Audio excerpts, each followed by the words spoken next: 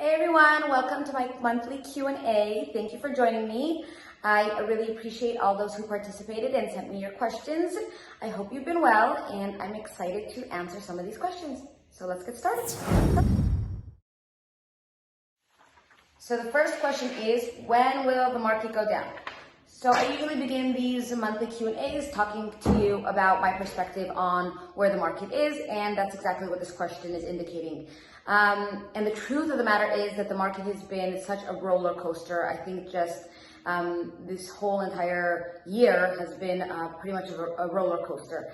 And what I mean by that is that the sentiment out there and the market itself has really changed by the week. You know, I have weeks where I really feel optimistic, where we get good news about, COVID and like the decrease in the amount of cases and the fact that we kind of have it a little bit under control. We get good news about the economy, and then that puts us into a little bit of an upward, more optimistic trend. And then you have other weeks where we get really devastating news and devastating current events that really put us in a much more pessimistic place. And I think that that's just been the theme of 2020, at least up until now, where we really just don't know. One week it's like this, 1 week it's like that. But in general, I think, I have to say that I think we fared a lot better than I thought. Obviously people are a little bit more hesitant, but in general, there hasn't been a collapse. And the fact that I'm even being asked this question indicates something else to me. To me, it indicates people want to buy. And to me, it indicates that they're waiting for the prices to come down. And all those people that haven't bought until now and that were waiting for this day, waiting for, prices to come down, are still looking to buy and will eventually buy. So even if now, let's just say, 4 or 5 months go by and we are going to have more people that, have lost their jobs or do not have a way to continue to pay their mortgage. And as of right now, we have a lot of money pumped into the economy. We have forbearance. But what happens if in 4 months, forbearance is gone, people need to start paying their mortgage and they haven't gone back to work? At that point, I think we will start seeing short sales, foreclosures, and that won't be, in my opinion, till at least mid-2021. So yes, it could very well be that in a few months, we do see more foreclosures. We do see that the market has been affected. But at the same time, you have all of those people that are emailing me and texting me, hey, when will the market go down, who are ready to jump on those opportunities? Because a lot of people have been waiting for this day to come. And once that happens, and once this pent-up demand suddenly gets released, even if there was some sort of decrease in the price, and even if there was some sort of effect in the value, when the demand goes up, I kind of feel like that will kind of mitigate the damage that was done, or at least partially, that was done because of the economic effects of everything that we've been going through. The truth of the matter is that no one really knows. We can speculate all we want, but again, this is very, very different times. These are very different times, and we're playing it day by day, and I'm here to update you monthly based on what I've been seeing and kind of what my friends in the industry have been seeing. But for now, I think it's relatively stable. It's not what it's been in the past few years, but we're still okay. There's always still people buying and selling. So if you have an interest to buy or sell, people can't put off their lives just because of the coronavirus. So that's basically what I think for right now, and we'll update you next month. Okay, so our second question is, if I'm looking to buy a house, how much money do I need to put down? So that's actually a really important question, because though a lot of people would like to buy a house, I think the big obstacle to buying a house is having enough money to put down. Now, how much is enough money to put down? It really depends on your specific finances. Pretty much the standard is 20% down, but there are plenty of people who can get loans and put much less than that, 10%, 5%, whatever it is. That's a question for your lender.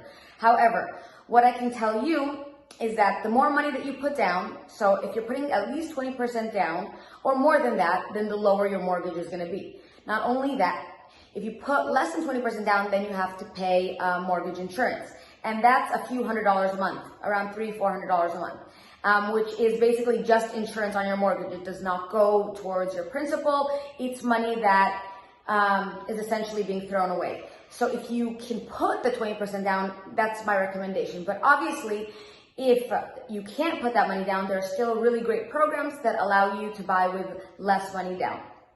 Another recommendation from a friend to a friend and from a realtor that actually cares about you is that if you are basically wasting all of your hard-earned money and putting all of that down towards a down payment and don't save anything on the side for a rainy day, probably not smart to do. Wait until you have a little bit more saved, just so you know that you can be able to pay the mortgage just in case something happens. So even if you have the approval and even if the lender says it's a go, make sure that you are financially stable and can actually support yourself and pay the loan even in a rainy day. So it's really important to get a good lender on your side. I obviously work with some amazing lenders. If you're just curious and want to know what you can afford, it doesn't hurt to try to reach out to a good lender. The approval is good for a couple of months. So even if you don't buy a house right away, you can use it in 2 or 3 months down the line, and it at least give you an indication of what you can afford. So even if you don't want to buy, at least you know that if you did decide to buy, you have more or less a range of what you can afford, and it helps me help you look for a house, because I hate to show you something that you fall in love with but you can't buy. So the first step in buying a house is call your lender, and if you need one, call me and I'll find you one. So our last question is, as a seller, what do I need to disclose to the buyer? So this is actually really important. Whenever I take a listing, this is one of the first things that I discuss with the seller. As a seller, you really need to disclose everything that you know that could possibly affect the value of the property or the desirability of the property or anything that you really know about the property. When you open escrow, one of the first things that the seller does is it delivers to the buyer a bunch of disclosures. Within those disclosures, you get a lot of questions. Some of them include, has there been a death on the property in the past 3 years? Do you know of any defects or malfunctions on the property? Have there been any insurance claims? Any liens on the property? Do you know anything that's going on in the neighborhood that could affect the property? Is there any noise? Is there nuisances in the neighborhood that will affect the property? And all of these are questions that you need to obviously answer honestly. If you know anything or have any doubt about something that you should disclose or shouldn't disclose, I always try to err on the side of caution. Better to be safe than sorry. Better to let them know now than have them find out later and then have a lawsuit come your way. Obviously, talk to your lawyer, talk to your real estate agents about what specific question you have. But if you think that it's something that they need to know, probably means that they need to know it. And just for your safety, your protection, your agent's protection as well, better to let them know than to hide something. There are a lot of general disclosures too. There are a lot of car forms that you need to fill out. There's a lot of paperwork. That's why it's really important to get a good agent with a good company that makes sure that you do all of your due diligence, cross your T's, dot your I's, so that when the sale is closed, you can rest assured that it's done and behind you, and that you don't have to deal with it later on in a few months or in a few years when they discover it. Thank you again for participating in my monthly Q&A. I'm glad to see everyone's doing well. And I wish everyone the best. See you next month.